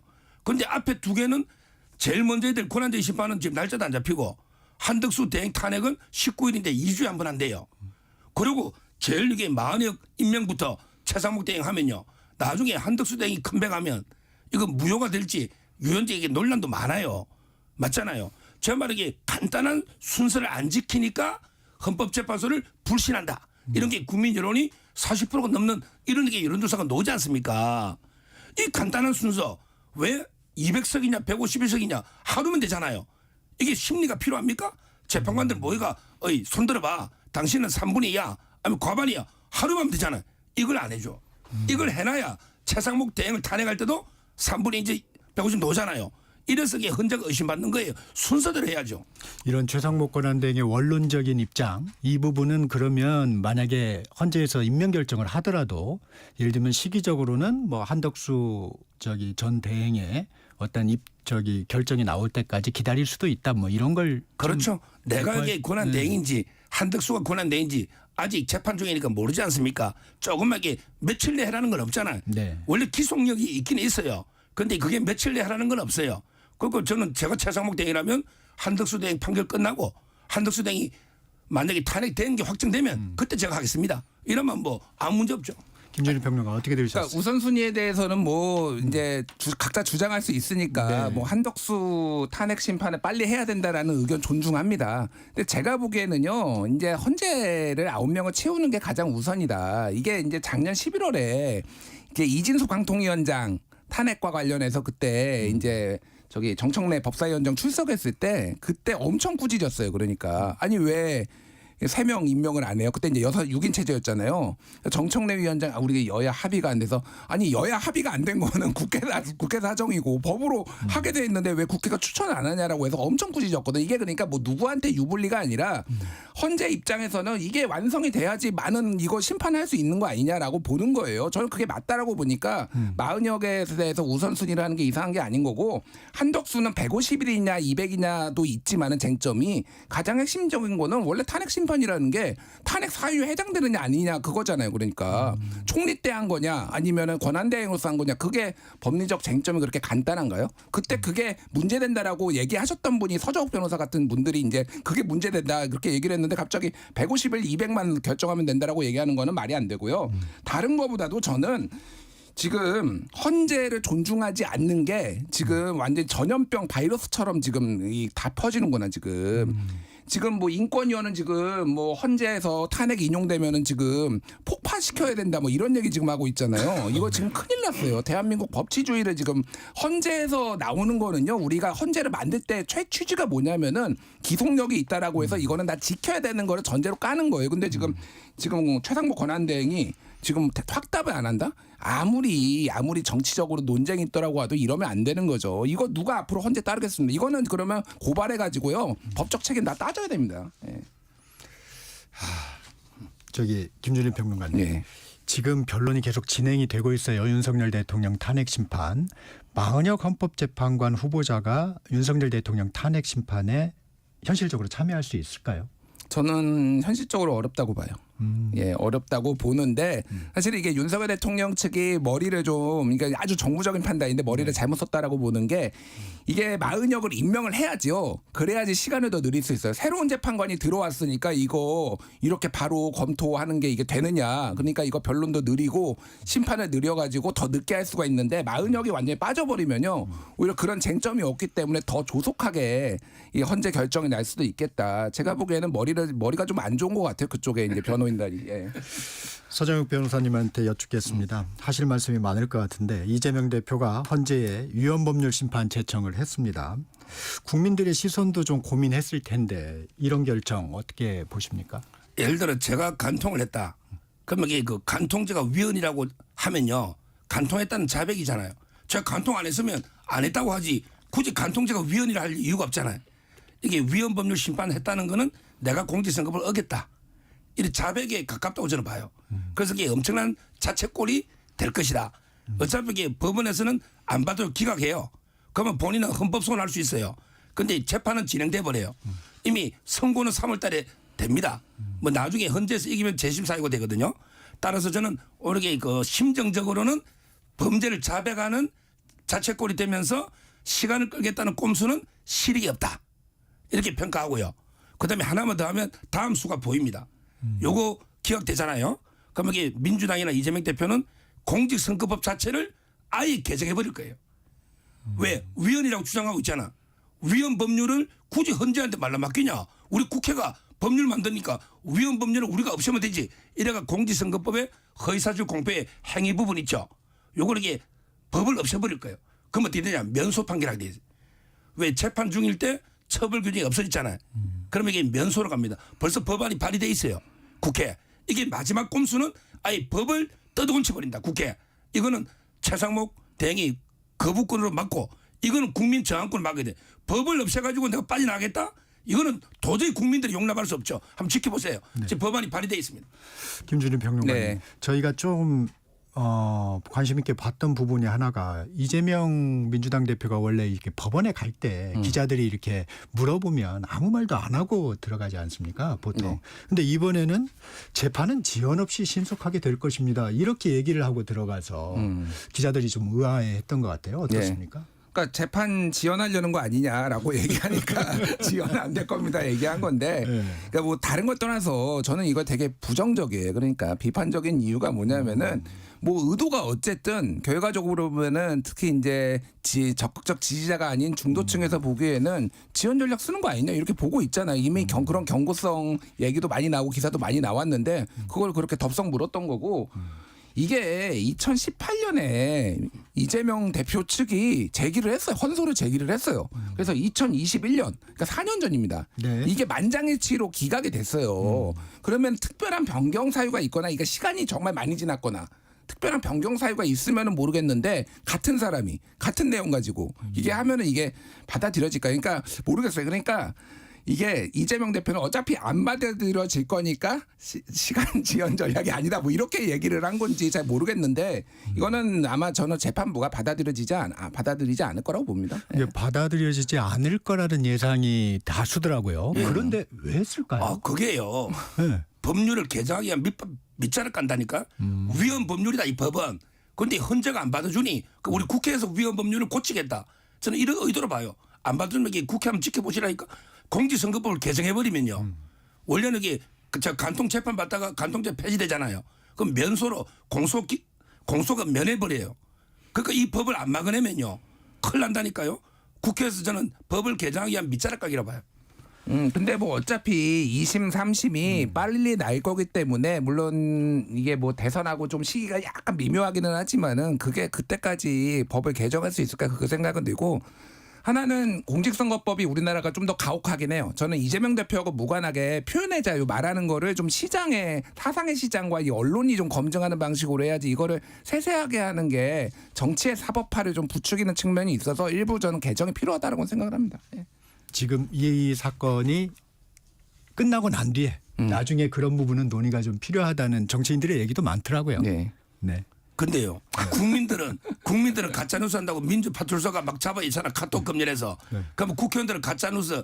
이게 허위사실 공표죄입니다. 국회의원들 자기는 거짓말해도 되고 국민은 거짓말하면 잡아 있고 이게 나랍니까? 윤 대통령 측이 법원에 구속 취소를 청구했습니다. 그건 좀 어떻게 보세요? 이게 맞아요. 보석은요. 네. 일단 이게 구속이 어느 정도 인정하는 정당하다 해서 보석하거든요. 그런데 구속 취소는 형사법 93조 아예 구속이 부적법하다. 지금요. 이상민 장관 사건을 검경 돌려보냈잖아. 왜 직권남용 미수가 없어서. 그러면 윤 대통령도 직권남용을 소추특권 때문에 못했잖아요. 그런데 내란만 했거든요. 직권남용 관련 범죄 관할 있다 했다가 직권남용 빼고 내란만 기소했어요. 이게 말도 안 되잖아요. 그러니까 처음부터 이게 모든 게 잘못됐다. 이런 의미의 구속 취소 7일 내에 결정합니다. 곧 아마 날 거예요. 짧게 말씀드릴게요. 네. 서부지법에서 체포영장, 구속영장 나오니까 난리쳤잖아요. 중앙지법을 믿어보자. 근데 중앙지법에서 구속기소하라고 했는데 이제 못 믿겠다라 뭐 인정 못하겠다. 뭘 하면 인정을 할 건가요 도대체. 그러니까 그냥 아무 말 대잔치입니다. 그러니까 뭐 본인들이 주장을 할 수가 있는데 그게 얼마나 합리적인지는 국민들이 판단할 겁니다. 받아들여질 가능성? 제로라고 봅니다. 예. 네, 오늘은 여기까지 듣겠습니다. 서정욱 변호사, 김준일 시사평론가와 함께했습니다. 고맙습니다. 감사합니다. 정책시사 2부 여기서 마치고 잠시 후 3부로 이어집니다.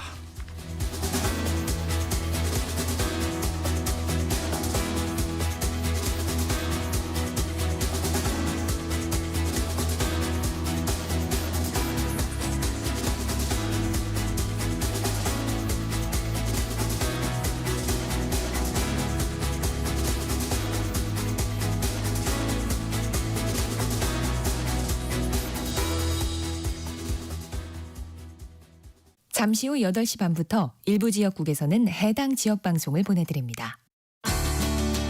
워렌 버핏은 가치 투자, 필립 피셔는 성장주 투자, 피터 린치는 장기 투자.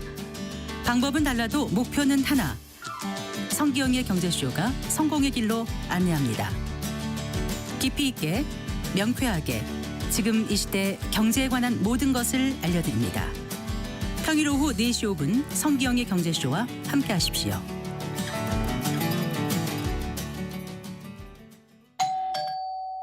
편지 왔습니다. 퇴근길 지친 당신에게 힘이 되는 뉴스를 전해드립니다. 매일 저녁 5시 5분 당신과 함께 읽는 세상 이야기. KBS 1라디오 뉴스레터 K. 지금 시각은 8시 30분입니다. KBS.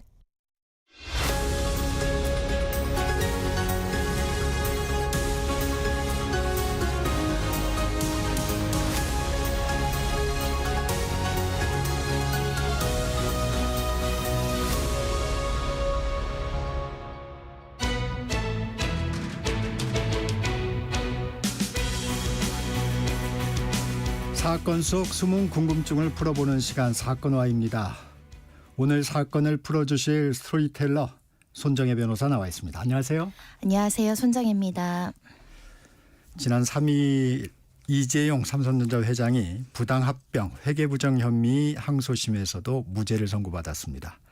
기소까지 과정 먼저 설명해 주시죠. 그렇습니다. 이 사건은 2015년 경으로 거슬러 올라갑니다. 삼성물산과 제일모직의 합병 과정에서 발생한 경영승계권 문제가 가장 주안점이 된 사안이었거든요. 네.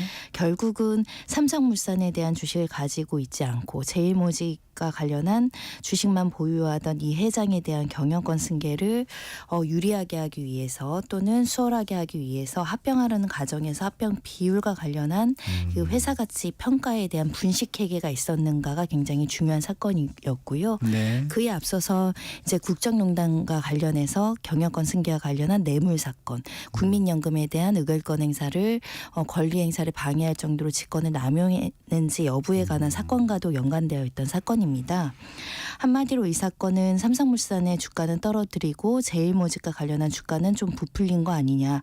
이런 증권 관련한 증선이 제재나 이런 것들을 기초로 해서 수사가 진행됐던 사건이고요. 네. 시세 조정과 회계 부정 등의 이제 사유, 뭐 자본시장법이나 이런 것들이 이제 문제가 되고 외부감사법 등을 위반했다라는 이유로 이재용 회장이 2020년 9월 기소됐고 그로부터 5년 만에 이제 2심 사건이 이제 선고가 났던 것인데요. 항소심에서도 무죄, 1심에서도 무죄. 더군다나 19개의 혐의 전부 무죄되는 좀 어떻게 보면 굉장히 조금 뭐라고 할까요? 검찰이 기소한 사건 중에는 검사가 대부분 패소했다. 이렇게 뭐 전부 패소했다고 이야기할 수 있겠죠. 네. 1심 선고 후에 검찰은 삼성바이오로직스의 분식회계를 사실상 인정한 행정법원 판결을 반영을 해서 분식회계 혐의 입증에 좀 힘을 쏟았던 것 같은데 어떻습니까? 그렇습니다. 하지만 이 행정법원의 판단도 일부 회계 처리에 대해서 부적정한 부분은 있을지언정 그 당시 증선위에서 고의분식회계를 인정을 해서 했던 제재, 가증금에 대해서는 또 전부 취소하는 판결이거든요. 아, 그렇습니다. 그렇습니다. 제재에 이를 정도로 분식회계의 불법성이나 위법성을 인정하기 어렵다라는 것이 행정법원의 판단이었기 때문에 검찰이 1심에서 무죄를 받고 항소심에서 유죄 입증을 위해서 제출한 행정법원 판결이 2심 판사를 설득하기에는 부족했다 이렇게 보셔야 될 것 같고요. 검찰에서 2심에서 굉장히 노력한 흔적들은 있습니다. 네. 왜냐하면 증거를 뭐 2,000개 이상을 새로이 제출을 했다. 유죄 입증 위한 자료를 제출했다라고 네. 알려지고 있는데 그 증거 자료들도 대부분 증거 능력이 부인됐습니다.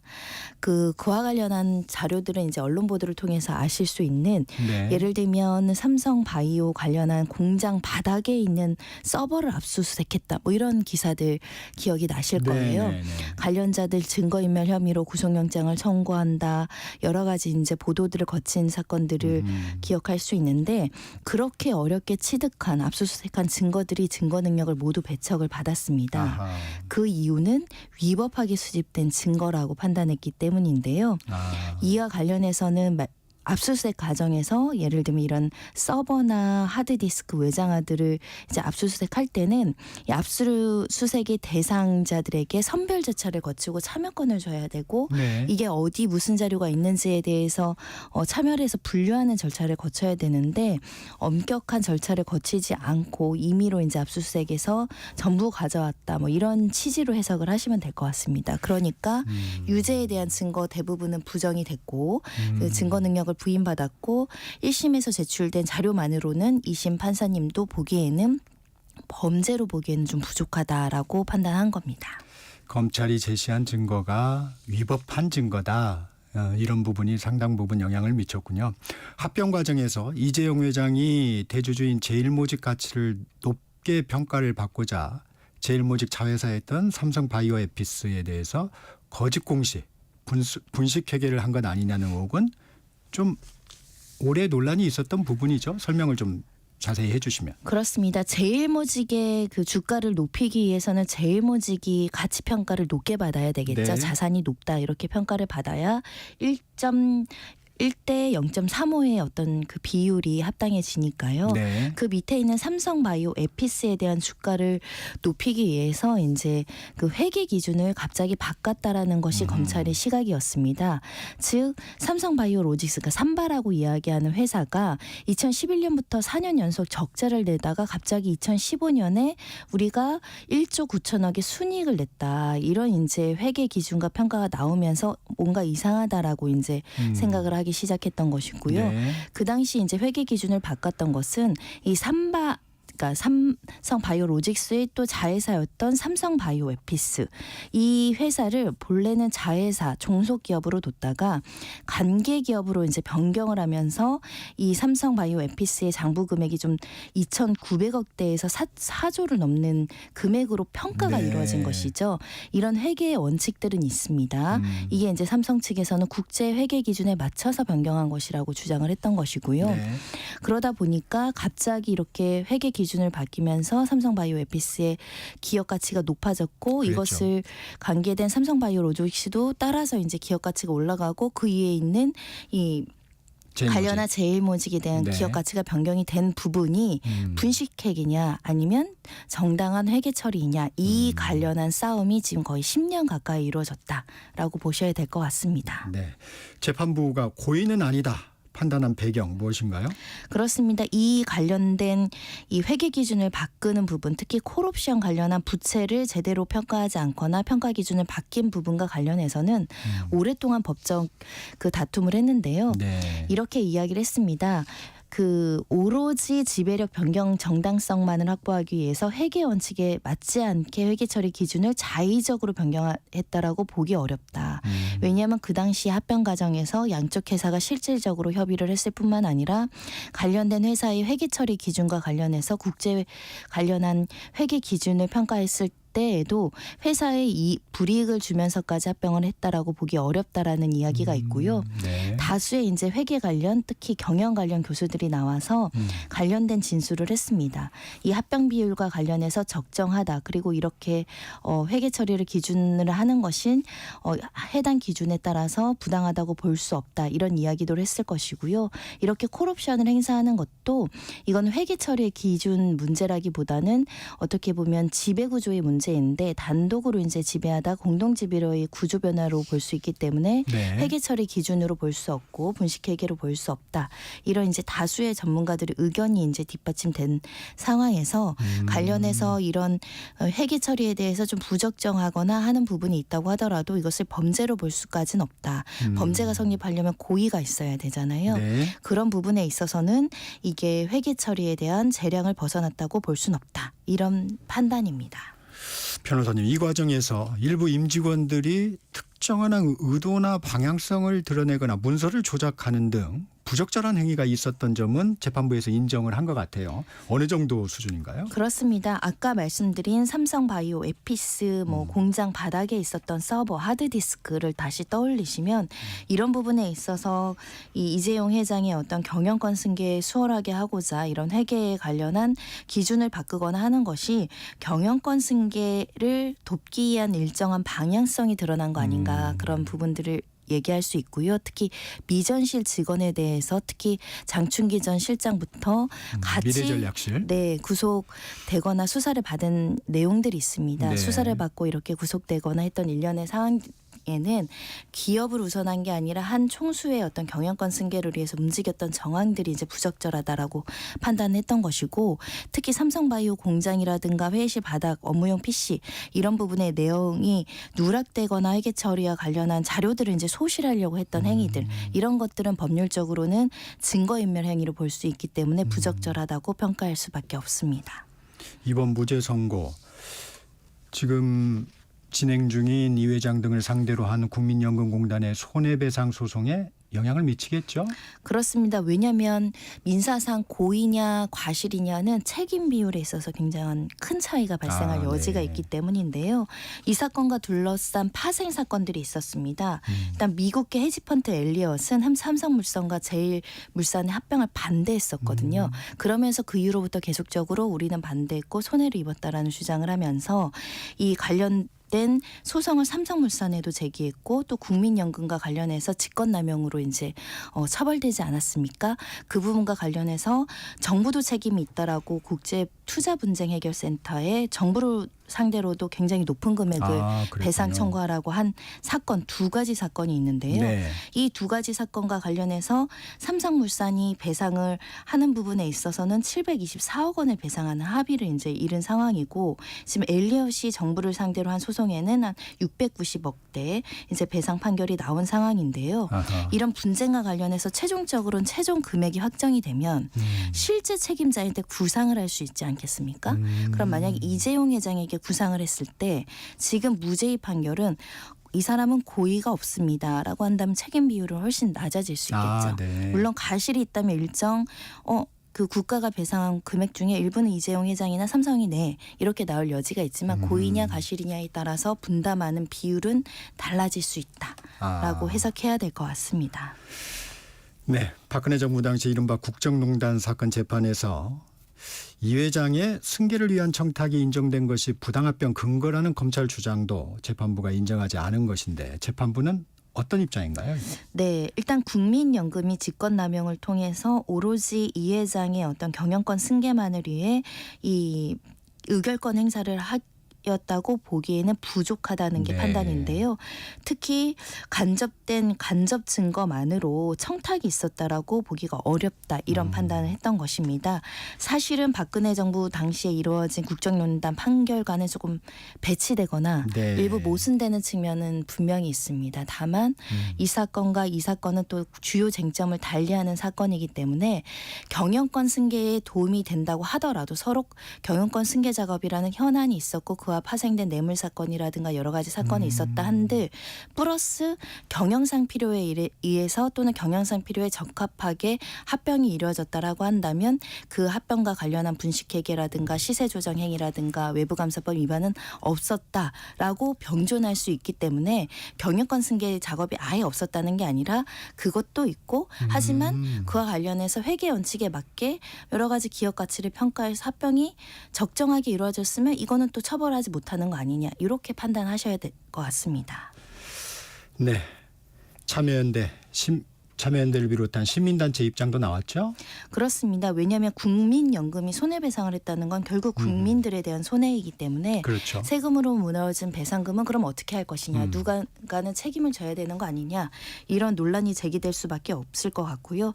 그러다 보니까 시민단체는 경영권 승계의 최종 수혜자인 이 회장이 이 부분에 대해서는 책임을 져야 한다. 그럼에도 전부 무죄이기 때문에 그 부분에 대한 책임 비율이 낮아질 가능성에 대해서 국가는 적정하게 대처해야 된다라는 기본 입장을 밝히고 있습니다. 검찰 측 상고 여부를 고민할 텐데 지금 주변의 분위기는 좀 어떻습니까? 1, 2심 무죄가 났고 더군다나 일부 유죄 일부 무죄도 아니고 전부 무죄입니다. 네. 그리고 사실 이 사건은 거슬러 올라가면 윤석열 검찰총장 그리고 이성윤 중앙지검장 사건 때 기소하느냐 마느냐를 둘러싸고도 수사심의회가 개최된 적이 있죠. 네. 수사심의회에서는 수사 중단해라 기소하지 말라라고 권고를 했었는데도 검찰이 기소를 했었죠.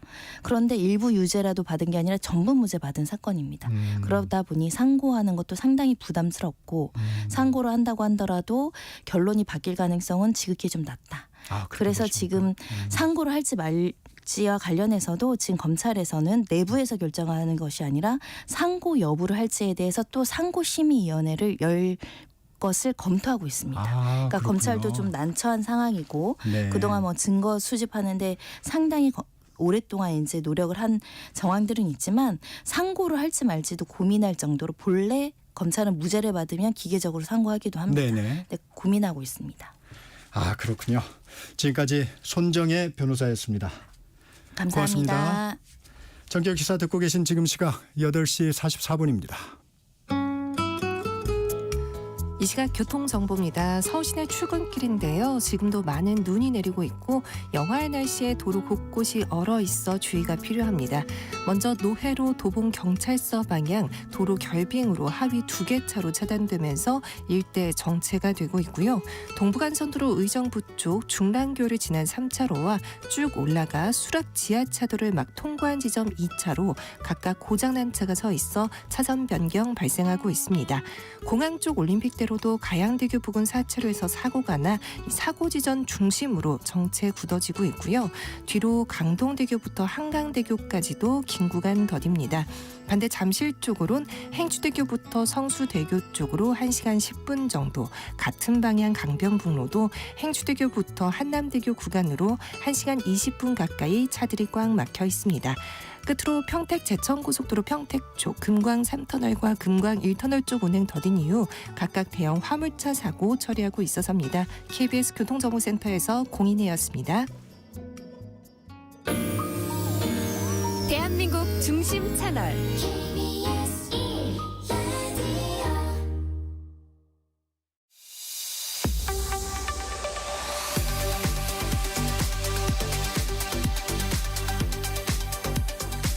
뉴스 키워드 KBS 황정호 기자와 함께합니다.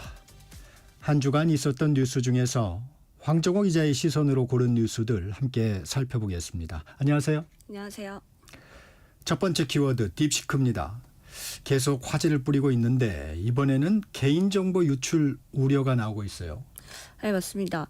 세계 각국에서 지금 접속 차단 이런 권고를 계속 하고 있는데 우리 정부도 지난달 말에 딥시크 본사에 그러니까 너네가 어떻게 개인정보를 수집하고 처리하는지에 대해서 좀 확인하자 그런 공식 질의서를 발송한 상황입니다. 네. 이 질의서에는 이제 개인정보를 활용해서 AI 학습 과정을 파악하는 내용 또 이달 내로 답변을 달라고 요구했는데 아직까지 답변을 받지 못한 걸로 알려져 있고요. 네. 일단은 이 회신안을 검토해서 이제 실태 점검이나 조사에 착수하겠다라고 이제 밝힌 상태인데 딥시크의 이제 개인정보 유출 문제가 왜 이렇게 나오는 거냐면 네. 딥시크 개인정보 보호 정책을 보면 네. 이제 AI 모델 학습을 위해서 사실 다른 기업 서비스를 봐도 저희 생년월일, 이메일 주소, 로그 이런 것들을 다 수집한다고는 돼 있거든요.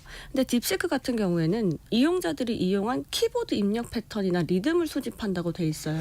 네.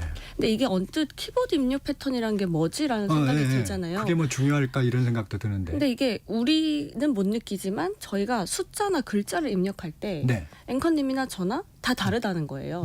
첫 글자와 마지막 글자까지 가는 간격, 손의 압력, 누르는 속도 이런 것들이 다 다르다는 거예요. 근데 이게 어떻게 쓰이냐, 이거를 가지고 뭘 어떻게 하냐라고 이제 생각을 하는데 이게 행동 기반 키보드 패턴 식별 기술이라고 해서 저희가 홍채나 지문처럼 네. 어떤 특정한 신원을 확인할 수 있을 정도로 이 개인 키보드 입력 패턴 플러스 다른 로그 정보, IP 주소 이런 것들을 다 수집하니까 이것들을 다 합해서 인공지능이 반복적으로 학습을 하면 이 사람이 누군지, 어떤 연령대인지, 국적 이런 것들을 특정할 수 있게 되는 그런 기술이라고 해요. 그래서 이것 때문에 지금 문제가 되고 있고 또 이제 다른 기업 같으면은 이제 정보 유출 이런 문제가 있으니까 그렇죠. 서버 같은 것도 국내외 그러니까 그 자기 기업의 국가가 아니라 다른 나라의 서버에 이제 저장을 한다든지 이런 네. 걸 하고 있는데 중국 같은 경우에는 중국 내 서버에만 저장을 해야 되거든요. 법상.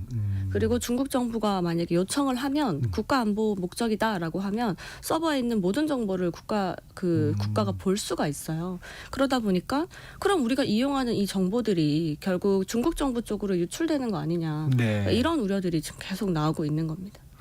그렇군요. 국내에서도 그래서 딥시크 인공지능 서비스에 대해서 업무 목적으로는 사용하지 말라 이렇게 권고하는 곳들이 늘어나고 있죠? 맞습니다. 이틀 전 밤이었습니다. 갑자기 외교부, 국방부, 산업통상자원부처럼 외교 통상을 다루는 부처에서 일단 접속 차단을 하겠다라고 이제 밝혔거든요.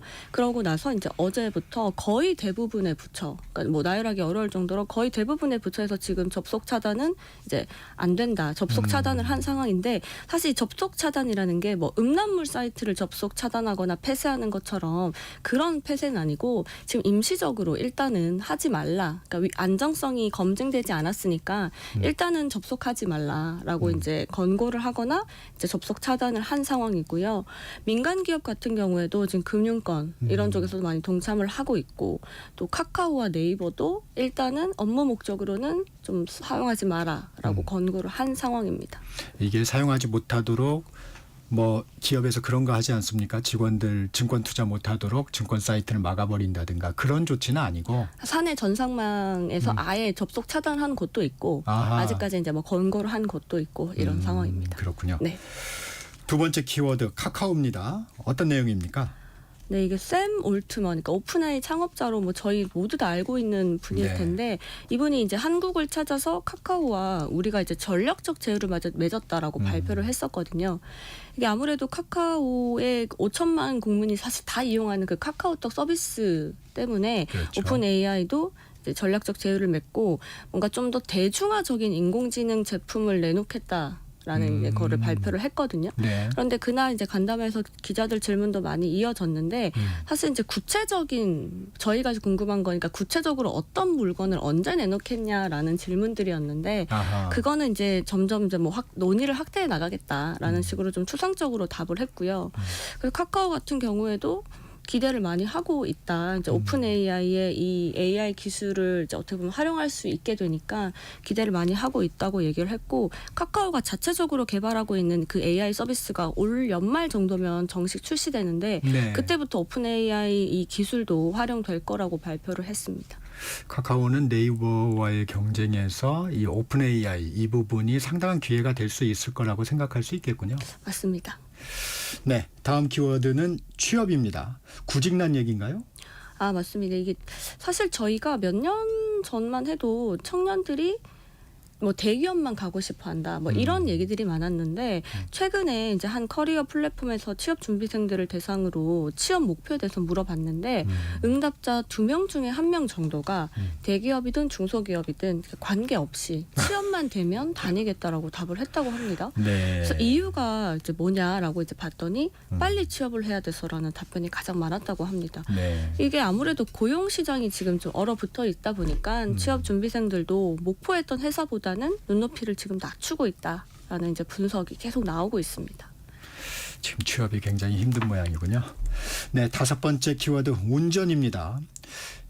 궁금합니다. 어떤 내용입니까? 네, 운전면허 발급 건수가 2021년만 해도 107만여 건이었거든요. 그런데 2023년에는 88만 5천 건으로 줄었습니다.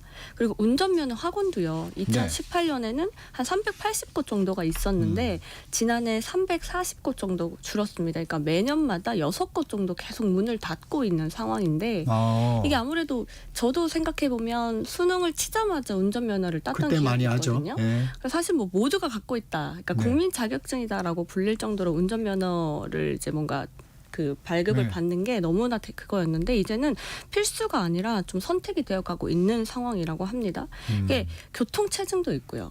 또 차를 갖고 있어도 주차도 너무 힘들고 네. 그리고 유지비도 너무 많이 드니까 차라리 나는 뚜벅이 생활을 유지하면서 그냥 필요하면 대중교통을 이용하거나 아니면 공유 그러니까 빌려서 쓰는 승용차를 그냥 이용하겠다라고 하는 이제 청년층도 많이 늘어나고 있다고 합니다. 근데 이게 주유비, 차가, 보험료 그러니까 이런 유지 비용이 너무 비싸다 보니까 청년층들이 이런 선택을 하는 것 아니냐라는 분석도 나오고 있습니다. 운전면허를 따도 비용이 너무 많이 든다. 그런 생각도 있는 모양이군요. 네, 이번 키워드 귤입니다. 겨울에 간식거리로 이만한 게 없는데 선정 이유는 뭔가요? 이게 겨울 되면 사실 귤만한 간식거리가 없는데 요즘 네. 귤값이 거의 금값이라고 합니다. 어허. 1kg 한 박스 이제 기준으로 보면 10,000원, 그 많게는 18,000원 정도인데요. 이게 12개 정도 들었으니까 하나에 1,000원 그런가요? 셈입니다. 네. 귤이 좀 싼 원래 과일 싼 아니었나요? 과일이었죠. 네. 네. 근데 지난달에 이제 봐도 평균 가격이 전년보다 20% 정도 올랐거든요. 그리고 2023년도와 비교해도 한 35% 정도 올랐으니까 네.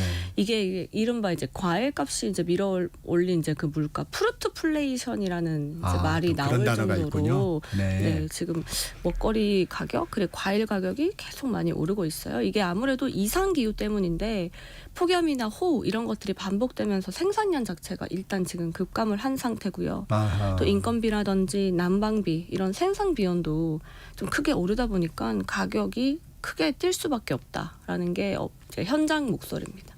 아, 그렇군요. 이 과일 가격이 귤 외에도 좀 많이 오르고 있나요, 요즘에?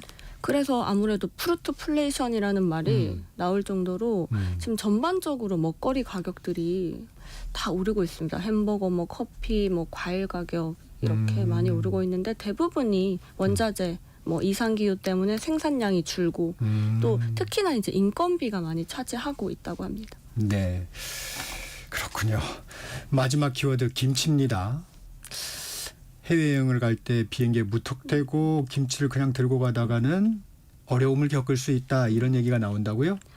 이게 사실 인천공항에서 이제 기내에 반입하려다가 검색에 걸린 김치가 11톤에 이른다고 합니다. 네. 이게 사실 이제 김치처럼 액체가 포함된 식품류를 이제 항공기 안에 이제 반입을 할 때는 개별 용기당 100mg이 넘지 않는 선에서 그러니까 투명한 지퍼백에 넣어야 된다라는 이제 이런 규정들이 있는데 네. 사실 대부분 이런 것들을 그냥 위반하신 거죠. 그러니까 그런 것들에 대한 정보가 이제 많이 없으시니까 위반하신 건데 사실 김치가 그 위탁 수화물로는 용량 제한도 없이 가지고 탈 수 있거든요. 그러다 보니까 이제 공항 당국이 이렇게 규정을 위반해 버리면 승객이 가져가지 못하니까 대부분 이런 김치들은 지금 기부되거나 아니면 그냥 폐기되고 있다고 합니다. 네, 지금까지 KBS 황정호 기자였습니다. 고맙습니다. 감사합니다. 네, 기상특보 전해드립니다. 오늘 오전 8시 40분 제주 서부와 제주 북부 지역에 강풍경보가 발효됐습니다. 강풍이 불 때는 다른 차와 안전거리를 유지하고 강한 돌풍에 차량이 차선 밖으로 밀릴 수 있으니 주의해야 합니다. 바닷가는 파도에 휩쓸릴 위험이 있으므로 나가지 않아야 합니다. 노약자나 장애인 등이 있는 가정에서는 비상시 대피 방법과 연락 방법을 가족 또는 이웃 등과 미리 의논하시기 바랍니다. 행정안전부에서 전해드렸습니다. 2월 7일 금요일 전격 시사 준비한 소식 여기까지입니다.